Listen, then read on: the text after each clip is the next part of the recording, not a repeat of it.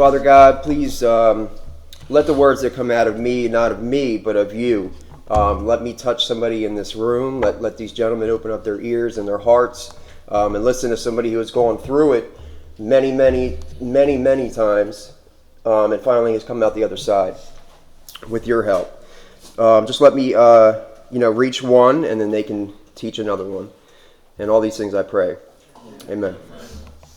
All right. So, our biggest problem is being caught in the world outside is a messed up place. We see it day in and day out. We can see it by just looking outside. We can't go by outside rules. You know what I mean? What they do on the outside, what I thought was cool growing up, the people I thought were cool, the people I hung around, that I thought were going to get me somewhere in life, got me nowhere in life. You know what I mean? Listening to the rules of the world got me in jail, in rehab, and way down the line later, sitting in a seat where you guys are sitting at now, because I didn't know the way. I thought that I knew everything. You know what I mean? That I was the master of my own universe. You know what I mean? That I controlled what was going on, and I still thought that even when I came in here and took a seat. And it took a while for me to open up and start seeing reality of what it was, and stop bringing the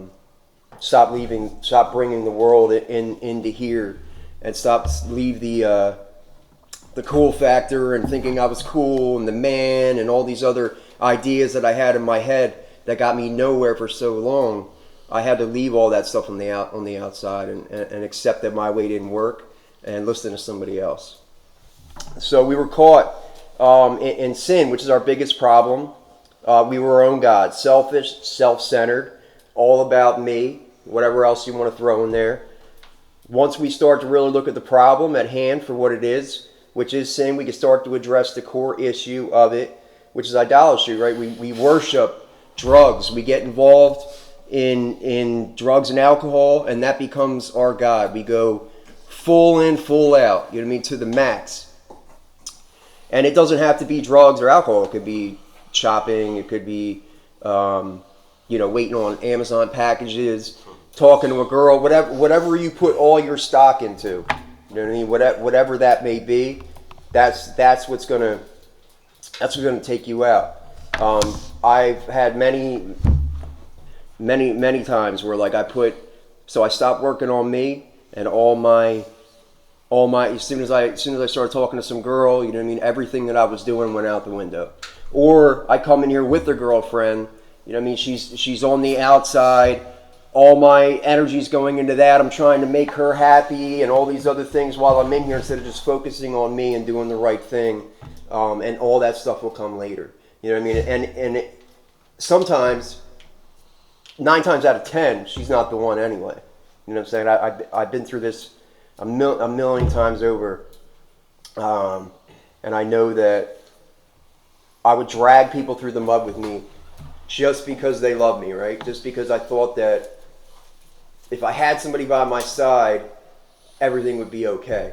So I'm going to drag them through all my crap, through all my mess, and they can deal with all my bad deeds and dysfunctions and all these other things, and they suffer because I'm real selfish, I'm real self-centered, I'm all about me, and I don't care about anybody else. I really don't. I might say that I do, but I do not. If I cared about you, I would let you go and work on me while I was here. We worship drugs and alcohol because we either love the feeling or we hate ourselves and our lives so much that we search for a feeling to get outside ourselves. As Ryan would say, we're feeling chasers. I remember being in school when I was a kid, and I always felt like I was not a part of. Like I was in a room full of people and I felt alone. You know what I mean? I never felt like I fit in anywhere. I never felt like I was a part of anything. Even when I was doing something with people, I still felt like I was on the outside. And I never knew why I felt like that. I felt like I was empty inside. I didn't really have parents at home. They were alcoholics. They were always at the bar. I didn't have any love. Nobody loved me, so I was looking for love in all the wrong places. I thought that I would find it in people, and I never did. I never felt like I belonged anywhere. So when when I found drugs, and first it was alcohol and things like that, I finally felt like I fit in. When I started drinking, I felt like I was somebody, like I was a part of something. All my anxiety, depression, all that stuff went away, and now I can fit in and be a part of something, be a part of what's going on. And it led down to a road of destruction, searching for that feeling every single time, time and time again, just trying to find my place in the world and looking for something that can make me whole, because I couldn't do it on my own.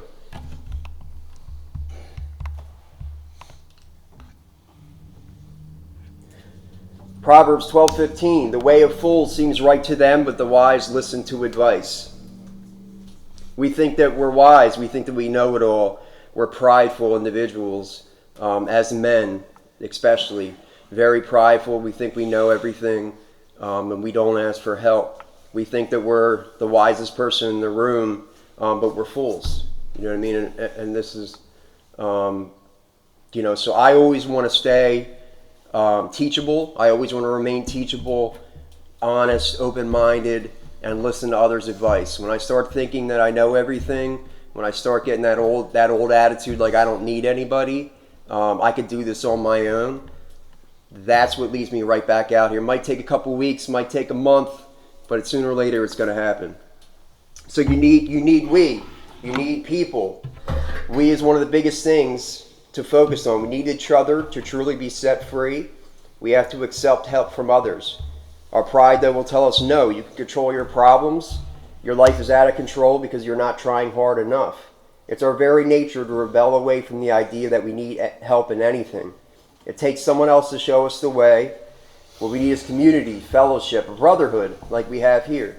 I mean, we come together and be brothers, like we have at Greenhouse. Or discipleship guys, get really close to one another. You know what I mean? You guys are in a brotherhood. I'm not saying you can't do that at other houses too. You guys are part of something. You guys are together. You know what I mean? And so camaraderie and remain teachable. Humans were not meant to be isolated or alone. We need fellowship. We also need others to point out our mistakes. So if you're running your own life, if you're not a part of anything, then your ideas in your head are going to say, yeah, I know best. You know what I mean? I know the way.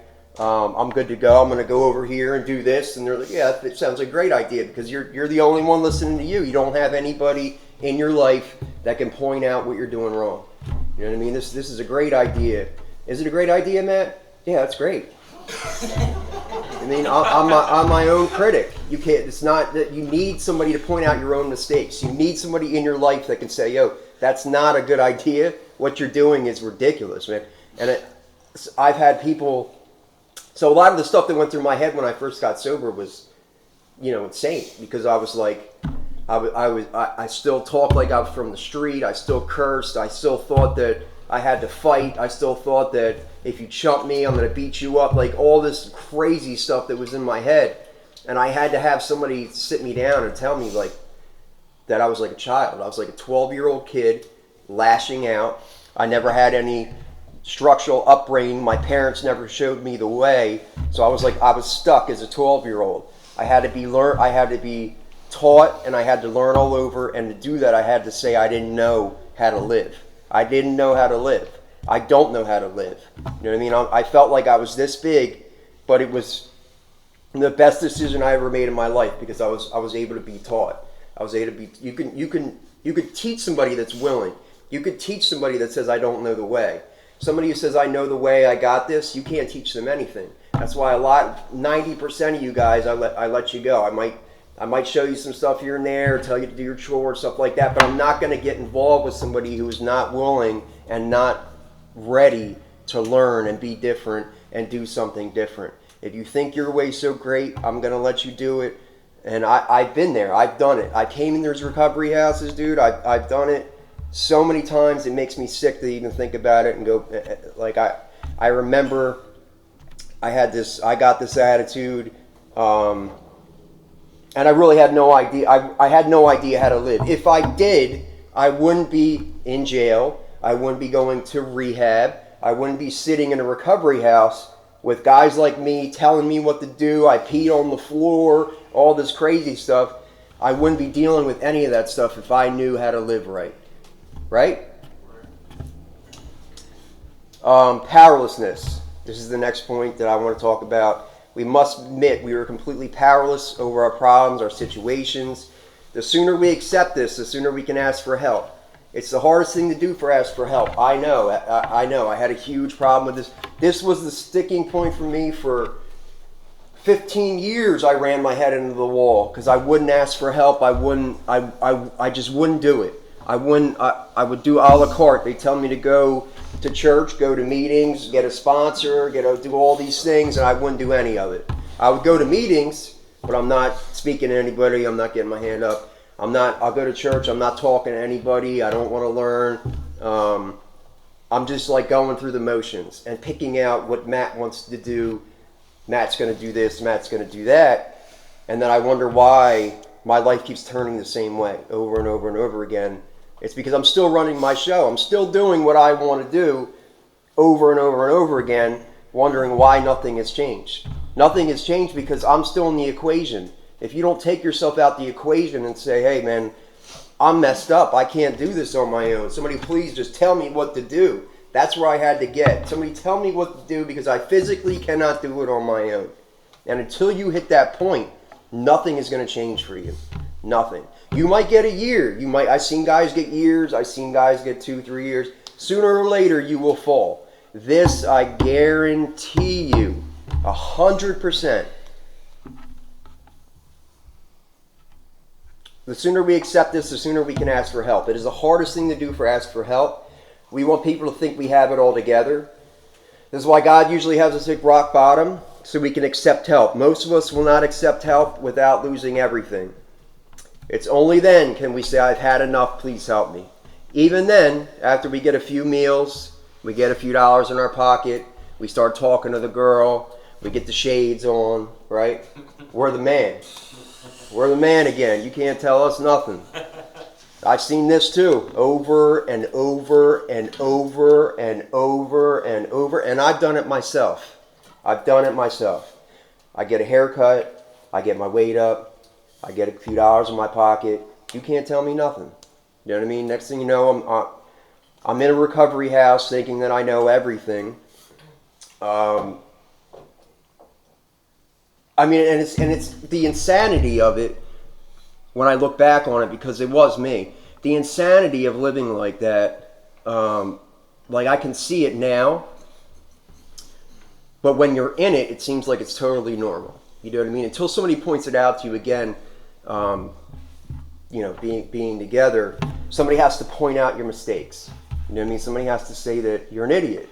You know what I mean? You're like, you look like an idiot. People know this is a recovery house. People know you're in a recovery house. People are looking at you like you're an idiot. When you're stunting down the street, two-stepping, whatever you're doing, people are looking at you like, look at this idiot. You know what I mean? He's living in a recovery house. He thinks he's the man. So, and the sad part is that was me. You know what I mean? That was me. I've done it so many times. I can't tell you. It wasn't to the fact where I threw all that out and I said, I don't know what I'm doing. Like, please show me, man. Please just show me what I got to do. Like, I don't care about being cool. I don't care about girls. I don't care about anything else. I just know that if I keep going this way and I keep doing the same thing that I've been doing, I'm going to die. Or I'm going to spend my life in jail. I'm going to die in jail. I put about 6 years of my life in jail already.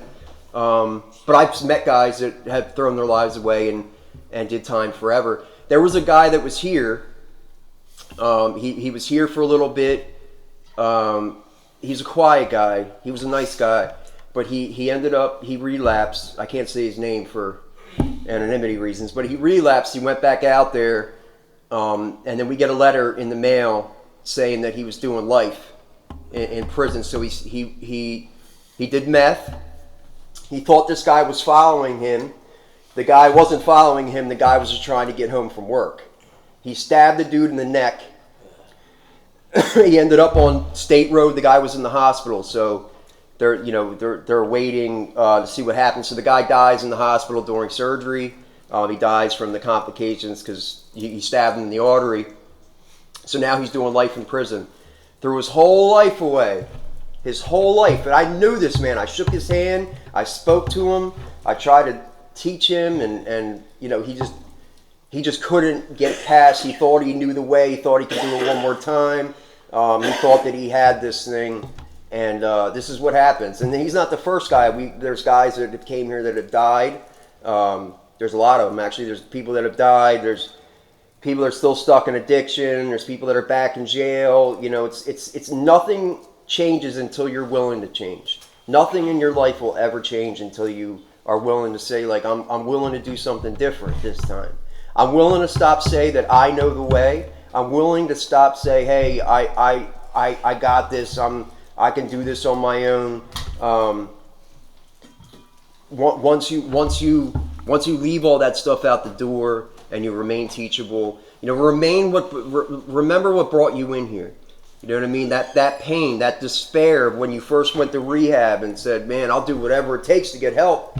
I'm not going to sit here. But then we get, a few meals and whatever we go to, and we're like, bro, this food sucks here, man. You guys suck here. You know what I mean? You guys can't cook.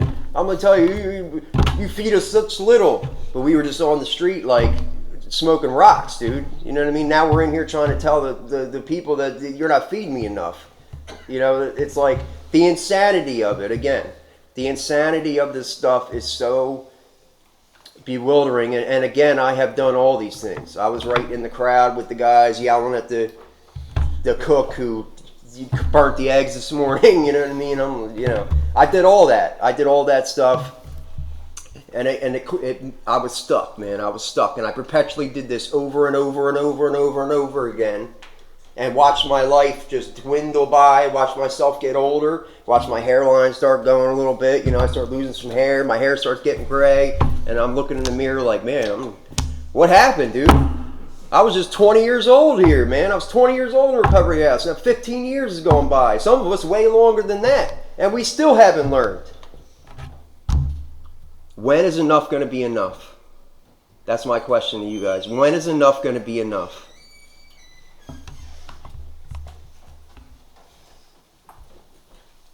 We must admit we're completely powerless over our problems and situations. The sooner we accept this, the sooner we can ask for help.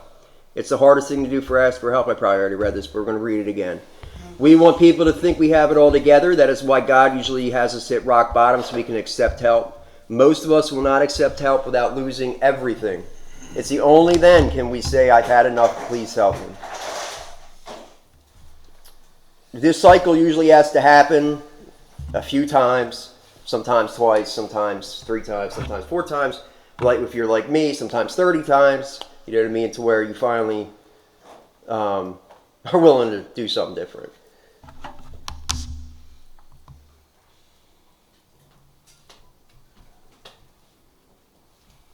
I have to remember on a daily basis that I'm utterly powerless. And my best thinking has got me in the situation I'm in now. My best thinking couldn't figure this out. And I thought I was always a smart guy. When I went to school, I really didn't have to try too hard. I would take tests, you know what I mean, and pass them right away. It really wasn't that hard for me. So I just kind of skated by. And that attitude of like skating by and just figuring things out on my own, kind of kept me stuck. That attitude kept me stuck, thinking that I could figure it out. If you get something that says like, you got to put something together, right? You got to put a big thing together. So there's instructions. Now I'll give you an example that I just did. Even as much time clean as I have, I still do this. So something comes with the instruction guide. I don't need that. You know what I mean? I can figure this thing out. Yeah, I can figure this thing out. So I go out there and I start doing the thing. I'm trying to get these headlights clear, whatever. I'm like, that's my pride and my ego getting in the way. And instead of just reading the instructions or watching a YouTube video, I'm like, man, I don't need that. I got this. Like it got me so far in the past, it can get me here too, So I do step 3 first. And then step 2 and then step 1, because I didn't read the instructions and I thought I knew it all. You know what I mean? Even though I never did this before in my life, and I messed the whole thing up. So then I had to go back. I had to go and rebuy the thing and then read the instructions and do it again. It's a daily thing. Even when you get time clean, your pride will come back. You know what I mean? You think that you have, I have things. I'm doing well. Like I don't need any more help. You know what I mean? And it's the furthest thing from the truth. Even with time, life shows up. Even with time, your pride will get in the way. Even with time, you think that you'll start thinking that you have it all together, which was another big problem for me. I would get some time. This is for the guys that have been here for a little bit, so I'd get some time in here. You know what I mean? I get some time in a place or whatever, placement, whatever it may be. I'd be here for a little while. I'd start working. I get a few dollars in my pocket. I'd stop doing meetings. I'd stop doing everything that kept me clean in the beginning, because I don't need that anymore. What do I need that for? Like, I'm working. I got my life together. Like, I'm good. You know what I mean? I'm cool. Now, this is a bubble, right? So you get urine once in a while. You're with other guys that are sober. It's very easy to stay clean in a place like this. That's what I didn't realize. So when I decided to move out on my own, everything fell to pieces. Why? Because I lived in a bubble. I wasn't getting urine on the outside. I wasn't having people asking me if I was okay on the outside. I wasn't living with other sober guys on the outside. I'm living by myself, going by my own ideas, thinking I know best, with myself, deciding what I'm going to do and when I'm going to do it, and everything would fall apart like that. Everything would fall. I mean, the job, the place, the car, like everything would go so fast, and I'd be like, what happened? It's because I'm running my own show. I didn't do anything when I was there besides work and get a job. I didn't do anything else, or talk up the girl or whatever, you know what I mean? Like, all stupid stuff that doesn't mean anything. Get outside of here, and I blow everything up because I worked on nothing while I was here. You know what I mean? I did nothing. I worked on nothing. I might have did some stuff in the beginning, but as time goes on, we start getting lax. We start thinking that we have it all together. You know what I mean? And then everything would fall apart for me as soon as I left here. And that's happened to me time and time again. I had to keep putting the work in. I had to keep staying humble, teachable, ask questions, let people see my faults and my flaws. I still have coworkers today that point out you did this wrong, you talked to this guy wrong, you know what I mean? As staff, you shouldn't do these things. We have like an accountability chart, you know what I mean, that we have to go over weekly. There's still work that can be done on you, even though you have some time in. You need people in your life. You need sponsors. You need people that can point out your flaws and show you how human you and how broken you really are, how messed up you really are. Because that's what So I had a sponsor. He had like 39 years clean, and he was old school AA, man. He didn't play any games, dude. No BS, no nothing. Like, he told me exactly what I was, exactly what I was about. I was a thief, a liar. I was no good, dirty, rotten. He went all in on me, and that's what I needed to hear. He made me feel about this big, and I was mad at him for a couple of days or whatever. But I got over it. I needed somebody like that in my life that could point out how messed up I truly was. Because when you start thinking you have it all together, when you start thinking that everything is fine and there's nothing wrong with me, that's when you fall. If you can't remain teachable, if you can't have somebody point out what's going on with you, and how messed up you are, then you can't work on it. You know what I mean? If you think you're good, that's how you're going to stay. You're going to stay like that. You're just going to stay good. In your eyes, you're good. In everybody else's eyes, you're messed up and you're insane. And you look insane. And you look stupid and all these other, all these other things like go on and on and on. You have to look at it from a different perspective, man, from a different lens. And you can't do that on your own. You need somebody else to show you. You need somebody else to pinpoint these things. You need somebody else to bring this stuff out. You know what I mean? And without these people in your life, without people in your life that can show you how fallible as a human you really are, then you're going to remain how you are.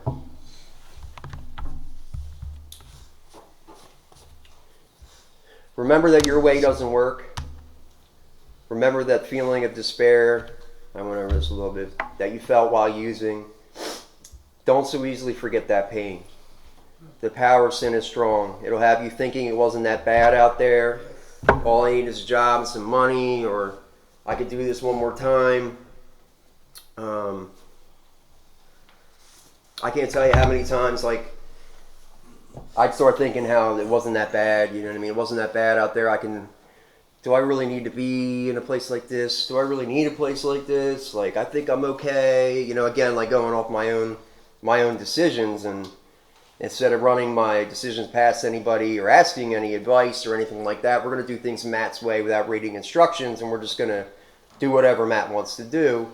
And it always ends up bad. You know what I mean? It always ends up the wrong decision, because my decisions are always not right. It took me a long time to start making right decisions. It took me a long time to get to where I'm at. I mean, when I first got sober, dude, I was a mess, man. Like, I didn't do laundry, I didn't make beds, like, I didn't clean up, like, I didn't care about anything. I definitely didn't care about myself. I didn't care about anybody, nothing. I cared about zero, and I'd be in a funk because I can't believe this happened to me again, dude. I'm in this spot again, like, boo-hoo for me, my life sucks, I'm the one who keeps doing this to myself. I'm the one who keeps putting myself in here. If I want to change, now's the time to do it. I could have changed. I could have listened. I could have did something different. I could have left all that cool stuff that I thought I knew everything out the window and started learning from the ground up. But I was so hard-headed, man. I just don't want you guys to be hard-headed and keep doing this over and over and over and over and over. And then I'm going to hear that one of you guys died, one of you guys went to jail, something happened. There's always something happen. And believe me, I was the guy who would say, like, oh, it's never going to happen to me. That's not going to happen to me. I've never been to jail, or I never did that. I kept playing with fire, man. And I was the guy who said that. I've never been to jail. I'll never go to jail. Like, I spent 6 years of my life in jail, in and out. State Road, George W. Hill, Bucks County. Where else was I at? I did a couple months in Delaware. It doesn't matter. So I did the whole route, all over. You know what I mean? And I kept racking stuff up and doing the most. And so all my nevers have come true. All of them. I also said I would never do heroin. I also said, I would never use a needle. I also said I would never smoke crack. I also said I would never do meth. I also said I would never rob a store. I said I don't rob people. That's not what I do. Until I'm hitting somebody over the head, robbing them for everything they got. Because I don't care. I just want one more. I could care less. I could care less if you lived, died. I don't care, because I don't even care about myself. I don't care if I live or die. You want to kill me? Go ahead. That's where I was at in my addiction. I was so bad, I could care less. I was praying that somebody would just shoot me dead, because that's how bad my life was out there.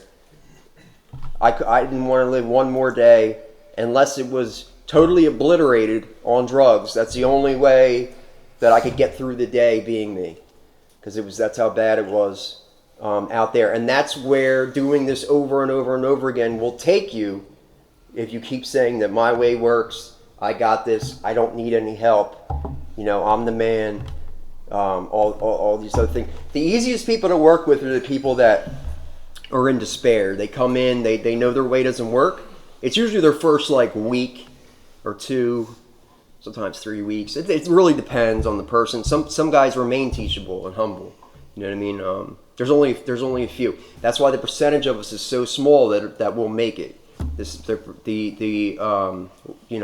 percentages are against us. People are against us. You know, it's very hard. And working in this field, I've seen it. To the guys that remain teachable, that remain humble, that will listen and do something different, those are the guys that get substantial amount of clean time.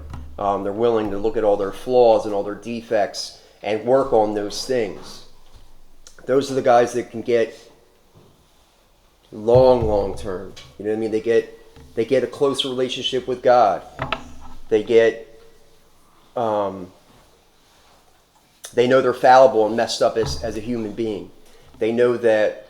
For me, it was anger, putting things off to the last minute, a whole bunch of other ones. I have all kinds of stuff written out, but it was a bunch of things that was wrong with me and bad habits that I picked up over so long of using and abusing drugs and being in jail and not taking care of myself, that things started going by the wayside. So, you know, my anger was a big issue. You know, I was very upset at the way that my life had turned out.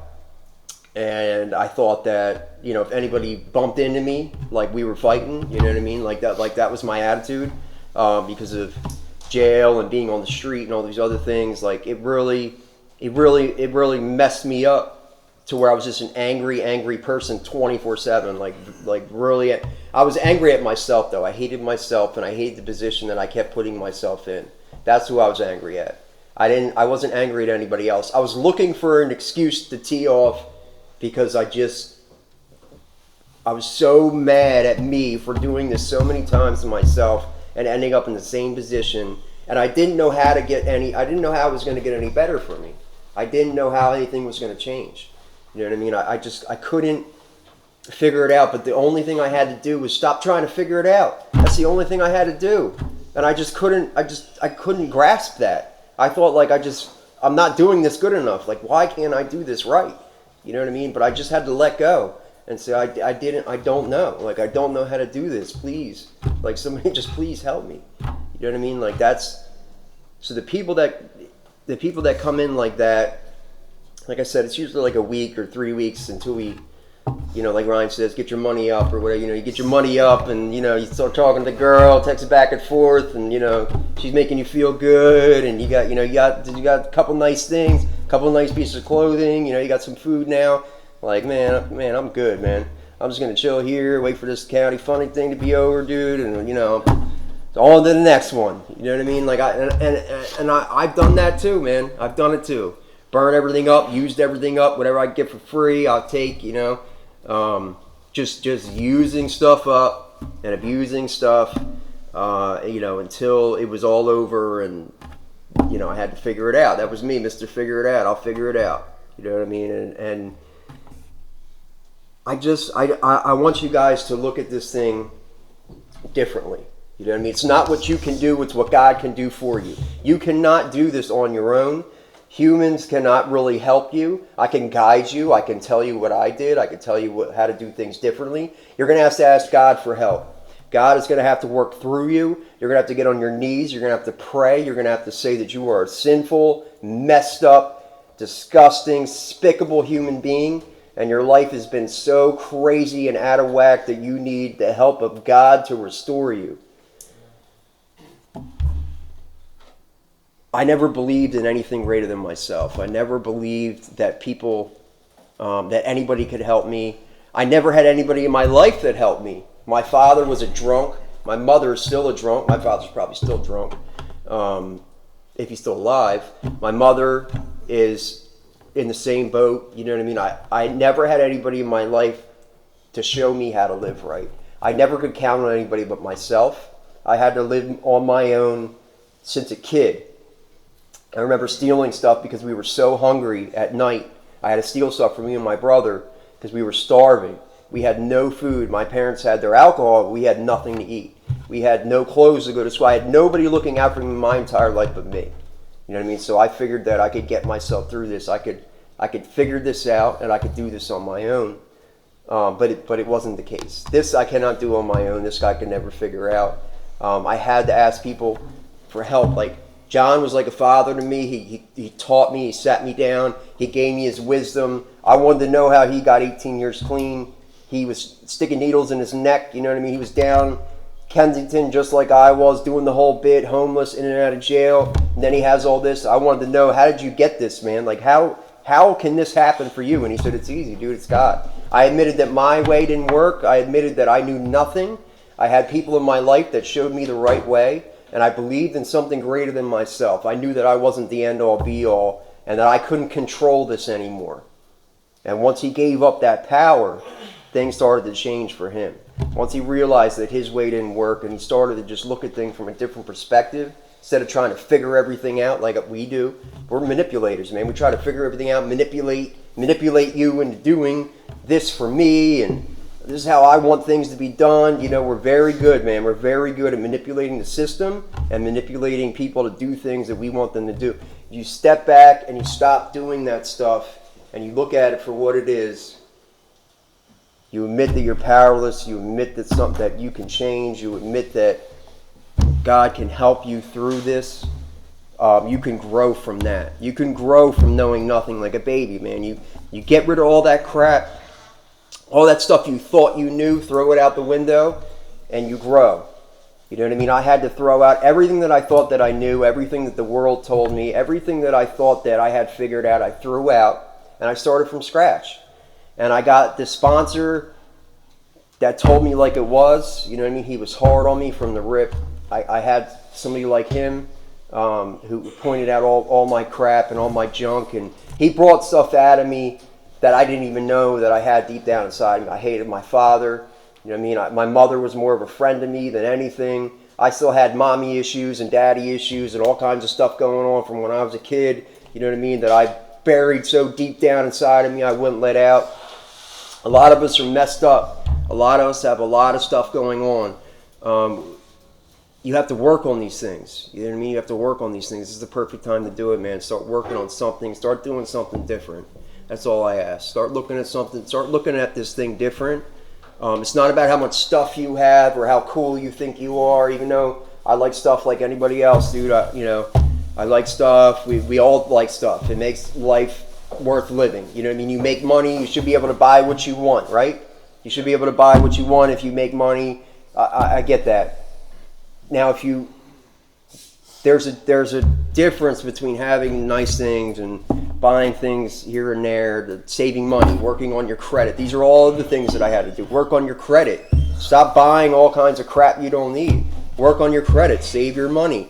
You know what I mean? Then you can get something nice that you want. You start saving money, you get something nice. Pay your bills. Do the right. It's not just staying sober. Is my point. Staying sober is the easy part. You know what I mean? That's the easy part. Life is lifey, as my old sponsor would say. Life gets lifey, man. And there's things pop up, and staying sober is the easy part, man. When life pops up, and there's a lot of things that a lot of us have to work on, which can all be done. This is the time to do it now. Start working on your credit. Start working on building towards a future. Start putting money away when you do get a job. Put a little bit of money away. John taught me that.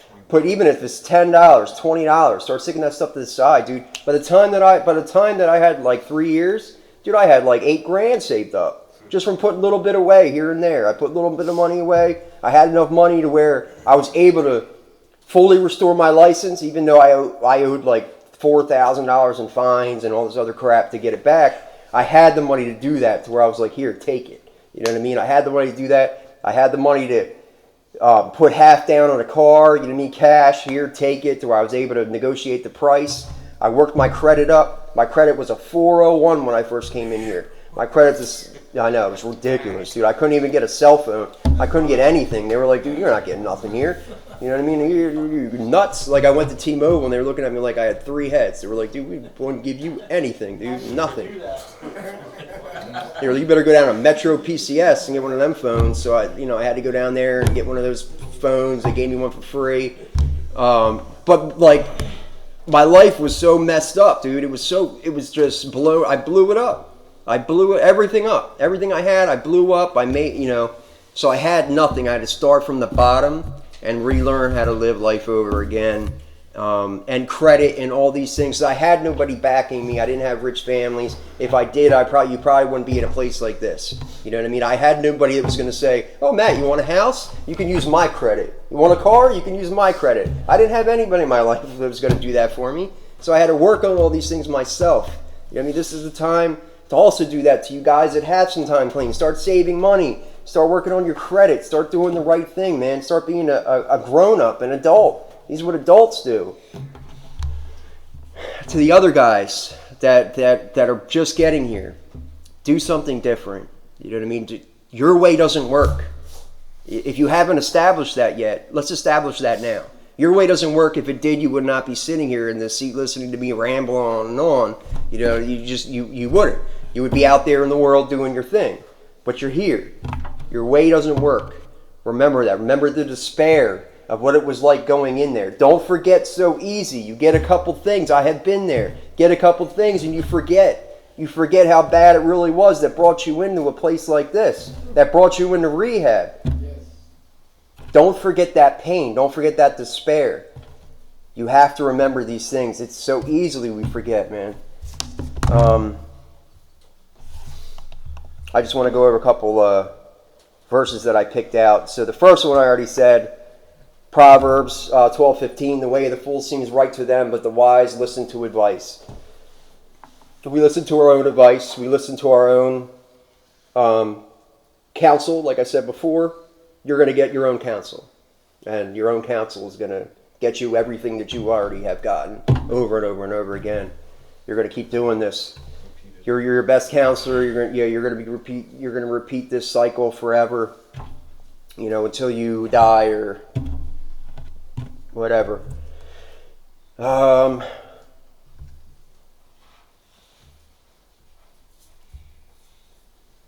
John 5:21, dear children, keep yourselves from idols. Idols in the Bible, anything that you put stock into, anything that takes your life over, drugs, alcohol, women, sex, gambling, and all that stuff is idols. Put to death, therefore, whatever belongs to you, earthly nature, sexual immorality, impurity, desires, greed, which is all idolatry. Colossians 3:5. Ephesians 5:18. Do not get drunk on wine, which leads to debauchery. Instead, be filled with the Spirit. Proverbs 21. Wine is a mocker, beer a brawler. Whoever is led astray by them is not wise. All right, fellas, that's all I really have for you. Let me pray us out. I hope somebody got something from what I said. Father God, thank you for all bringing us out together. I hope that somebody in this room got something of what I said. I hope that their ears got big and they stay humble and remain teachable throughout the week, and remember why they're really here. They're here because they're battling with addiction. We're not here to get our money up or get our paychecks or whatever. We're here to learn how to live again. We need your help to remember how to do that. If I can help anybody, please put them in my path so I can help them. And all these things I pray. Amen. Visit our website, ghproject.org, and you can donate at ghproject.org/donate. Like and follow us on Facebook. Follow us on Instagram. And you can email us at info@ghproject.org. Thanks for watching.